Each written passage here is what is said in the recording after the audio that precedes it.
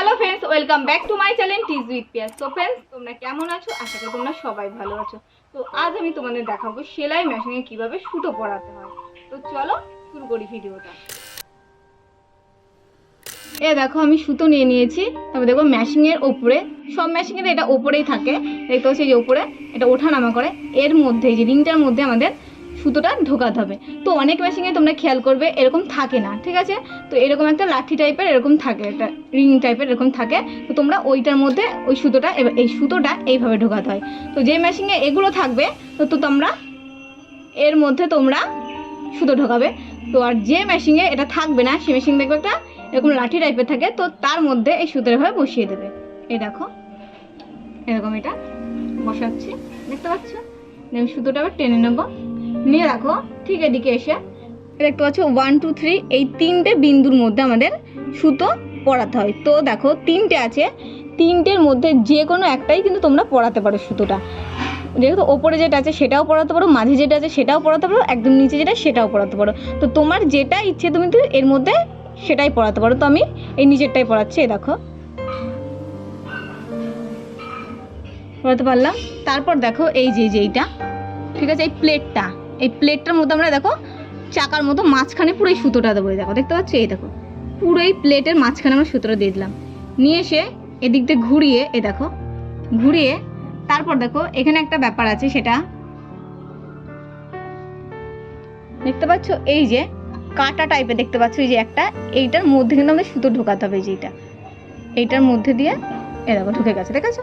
এই যে এই স্প্রিংটা যেখানে থাকে, ঠিক আছে, স্প্রিংটা একটু নিচে নামাতে হয়, আমারটা একটু উপরে আছে, এই যে আবার নিচে নেমে গেছে। এই দেখো দেখতে পাচ্ছ এই স্প্রিংটার, দেখো স্প্রিংটা এভাবে তুলবে, এভাবে তুলে উপরে এই রিং, এই প্লেটের মধ্যে সুতোটা দেবে, দিয়ে আবার রিংটা আবার নিচে নামিয়ে দেবে, ঠিক আছে? এই দেখো আমি নামিয়ে দিলাম, দিয়ে তারপর দেখো ঠিক ওপরে দেখো এই যে হুইলবারটা ঘোরালে এটা ওঠানামা করে। এই দেখো দেখতে পাচ্ছ, এর মধ্যে সুতোটা আমাদের পরাতে হবে। দেখেছো আমরা সুতোটা পরালাম, এর মধ্যে সুতো পরিয়ে তারপর দেখছো এই যে একটা রিং টাইপের, তো দু হাতে সুতোটা এইভাবে ধরবে, ডান হাত আর বাঁ হাত দিয়ে দেখো এইভাবে পরাবে। দেখো টাইট করে ধরবে কিন্তু সুতোটা, দেখো দু হাতে টাইট করে, দেখতে পাচ্ছ তোমরা আমি টাইট করে ধরেছি, ধরে এইভাবে, এই দেখো এইভাবে সুতোটা নিয়ে আসবে, ঠিক আছে? নিয়ে এসে তারপর দেখবে এই জায়গাটায় অনেক মেশিনে এই যে তোমরা দেখলে এই রিং মতো যেটা আমি ঢোকালাম সুতো, এই রিংয়ের মতো আর একটা থাকে, ঠিক আছে? তো তোমাদের যাদের মেশিনে এই রিংটা এখানে আর একটা আছে, ঠিক একই প্রসেসে এইভাবে সুতোটায় টেনে ধরে পরাবে, ঠিক আছে? তো আমার মেশিনে দেখতে পাচ্ছ ওইটা নেই, তো আমি এখানে পরাবো না, ঠিক আছে? আমি ডিরেক্টলি ছুঁচে পরিয়ে দেবো। তারপর দেখো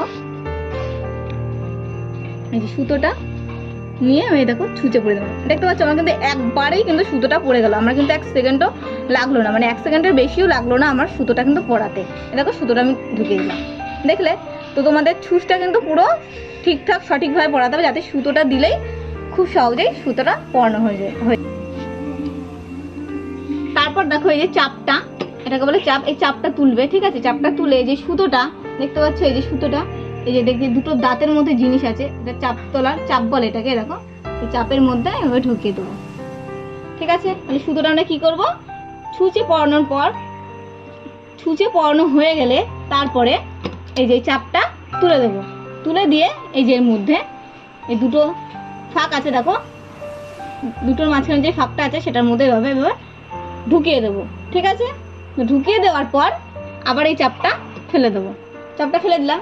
এবার তোমরা এই যে এইখানটা দেখতে পাচ্ছ, এবার তোমরা এখানে কাপড় দেবা, কাপড় দিয়ে এবার তোমরা সেলাই করবে, ঠিক আছে?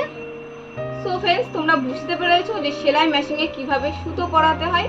তো আমি তোমাদের যেভাবে দেখালাম তোমরা এভাবে সুতো পরাবে, তাহলে কিন্তু তোমরা খুব সহজেই সুতো পরাতে পারবে।